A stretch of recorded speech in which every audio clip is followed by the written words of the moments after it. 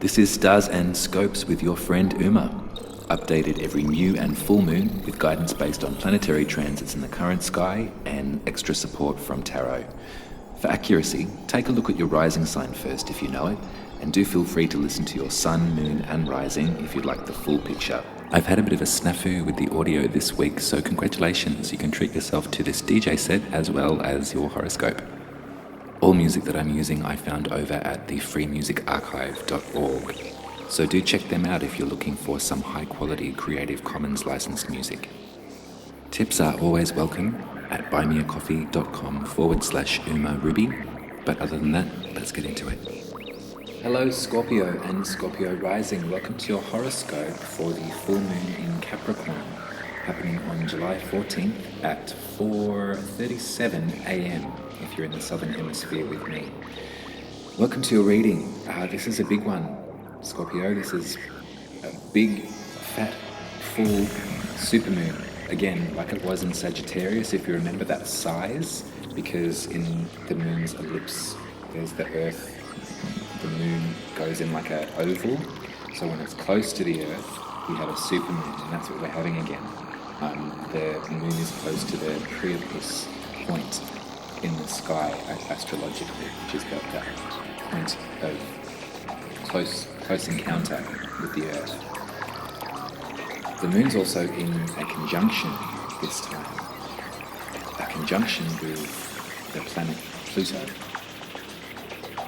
In the mythology, Pluto is another word for Hades. So the Romans said Pluto, the Greeks said Hades. The Romans pilfered it off the Greeks. Anyway, Hades, Pluto, is the lord of the underworld, a benevolent force that lords over everything that happens in that liminal space between life and death. And life, death, and life again, maybe. The Lord of Rebirth. You know Pluto really well, Scorpio. In traditional astrology, Pluto is the one that rules your sign. So in terms of your ability to plunge to the depths in order to resurface, that's something that you're quite good at. As scary as it may be, and depending on other astrology, there might be some blockages there, but your willingness to go there and to come back again is really clear and pronounced and pertinent, and that's because of Pluto's influence over your sign. Capricorn rules your third house, which is the house of communication and your village. It's the sort of localized environment and the way that you absorb information and then transpose it to others, the way that you kind of workshop or what's the word that I'm looking for? Calibrate, absorb. What am I trying to say? Understand the world around you, maybe. Full moon is enough of a space to let go and to purge and to give back to them what we don't need anymore. So if there has been difficulty around the way that you've been trying to communicate something, and you've been trying to put forward a message, if things have been tricky with your brothers and sisters, that's family or otherwise, but like that could be a space to let go of some of the shortcomings in that area. Coupled with Pluto though, this seems bigger to me.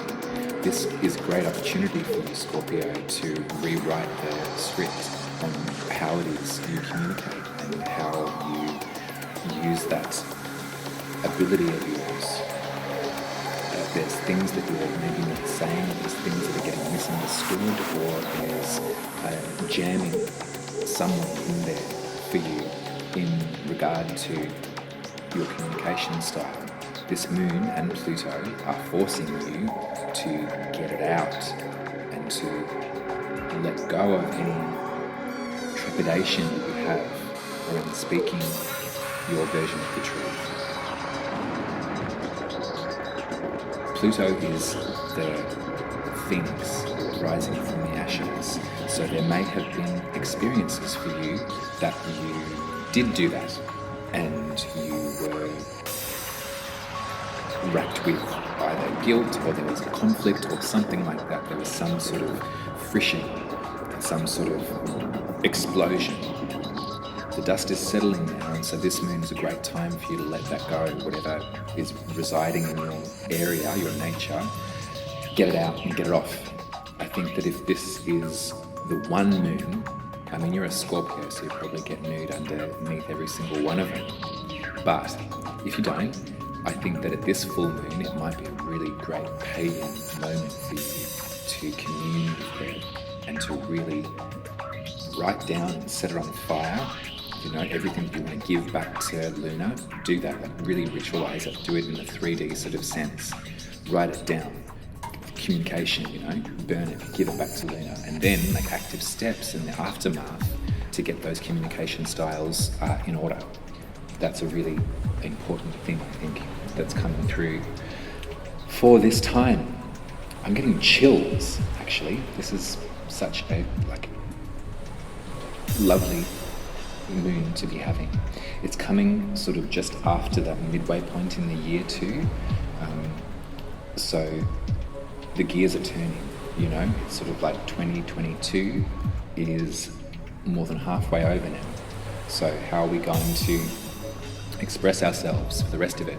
How are we going to experience our village, the folks around us? How are we going to work with that energy, and who are we going to be in that space? Pluto's all about rebirth, okay? And so are you, Scorpio. You're like the death card rules your sign, you know? It's ending and then beginning. It's regeneration. Think of a bushfire and the destruction that occurs there, and then think of the beautiful green, fresh, dewy undergrowth that comes out from that. This is what's happening for you in your village, in your voice, you know, like loosen up that throat chakra, get it active at this full moon, and relinquish any responsibility you feel for getting it wrong. If there's things that have been misunderstood, let it go. It's okay. Like, you know, if it's been misunderstood to a point where it needs to be, reparations need to be made, then make those reparations and do it now. Do it now. The moon and the sun in opposition.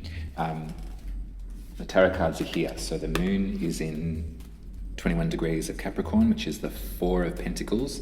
The sun is the 4 of Cups in Cancer.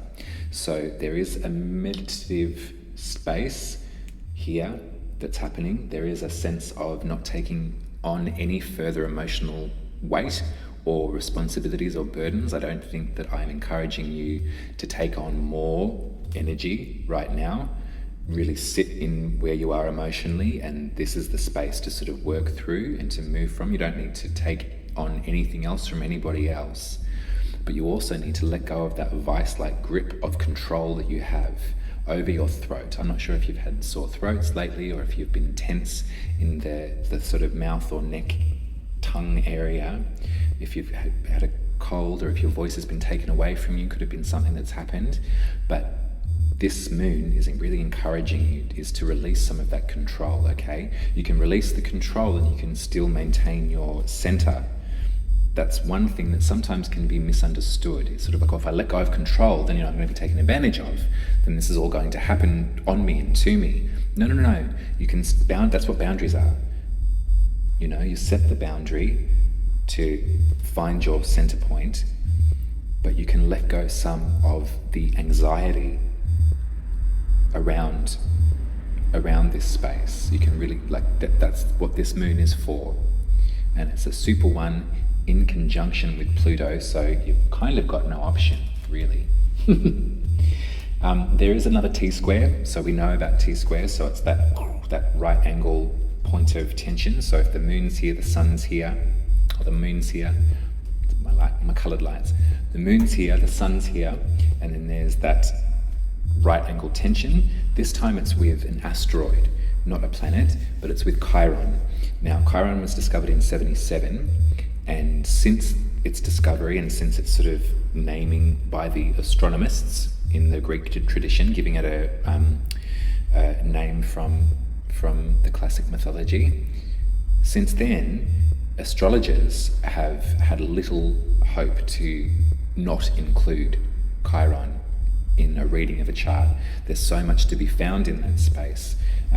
Chiron represents our inner wounds, the parts of ourselves that we have such difficulty healing, no matter how we can do it for other people, no matter how much we can notice that wound in others and salve them and soothe them. We have such difficulty in ourselves to be able to do that for ourselves. The mythology is Chiron was a centaur who was son of Zeus. I can't remember exactly who his parents were, but he was immortal. He was part of the pantheon. And rather than the other centaurs who were all boozeheads lolling around getting fucked up, Chiron was a sage and a herbalist and a healer. So Chiron learned about the healing properties of Mother Earth. And at one point, Chiron was attacked, I think by Hercules or Heracles, by a poison arrow and was mortally wounded. But because he was immortal, he couldn't die. So he spent the rest of his days in complete agony, praying to the gods to set him free. They eventually did and installed Sagittarius in the cosmos in memoriam of Chiron. Where Chiron, to bring it back down to us and our experience, if we can use those archetypes and zoom in back into our experience, Chiron represents our inner wounds, and right now Chiron is in Aries. It's been in there for a while, but that's where this T-square is happening. So the moon in Cancer, the sun in Capricorn are forming this T-square with Aries. So the Aries Chiron wound is the wound of the self. It's the wound of the soul. There's something about the Aries wound that is kind of immovable, and it's so deep and embedded in us that we have difficulty naming it, but then also knowing how to heal it.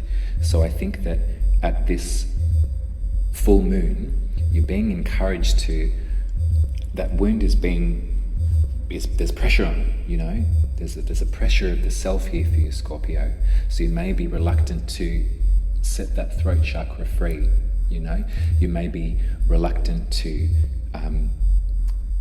let go of what it is you can bear to hang on to at the moment, because things might be really topsy-turvy for you. I'd encourage you to work with Chiron and learn more about them, because there's a lot of lessons in there.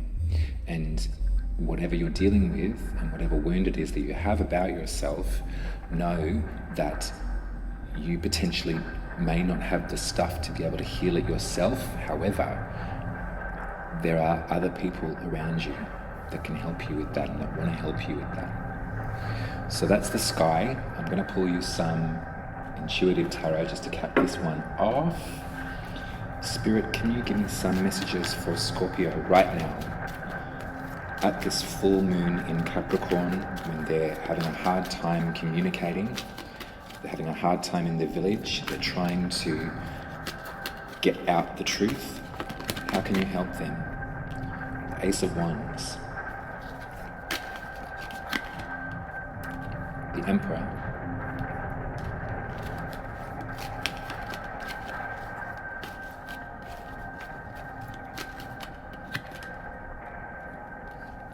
the Nine of Pentacles. This is a really nice direct message, Scorpio. You're going to be okay by yourself. You're going to be okay. You hold it within you. That wound is also a blessing. The Ace of Wands is a direct offer from Spirit of fire and passion. So there's a spark in you that's still there, it's still burning.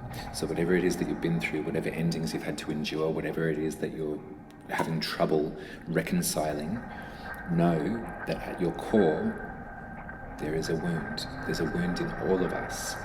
At your core, there is also a fire. And this is the thing that's going to set you forward and get you back to a space of independence, and get you to a space where you can start forging a stable foundation for yourself and prepare for a life of abundance, for a life of individual experience. I think that maybe there's something, particularly with this third house moon, there is something about village here, fractures in the village. So or having to release what didn't work in the village any longer. Maybe it's a group of friends, or maybe it's a way of life that is coming to an end and needing to be let go of at the moon.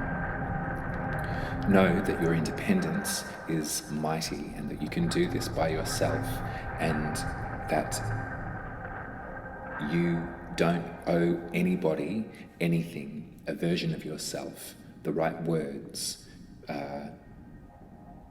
closure, whatever, there's so many different things that you don't need to provide for somebody else, because at the moment we're getting you back to a space where you can provide for yourself, and that's really important after somebody who has invested, so you're a Scorpio, so much weight into other people, but at the moment it's not the time to take on these extra emotional well springs.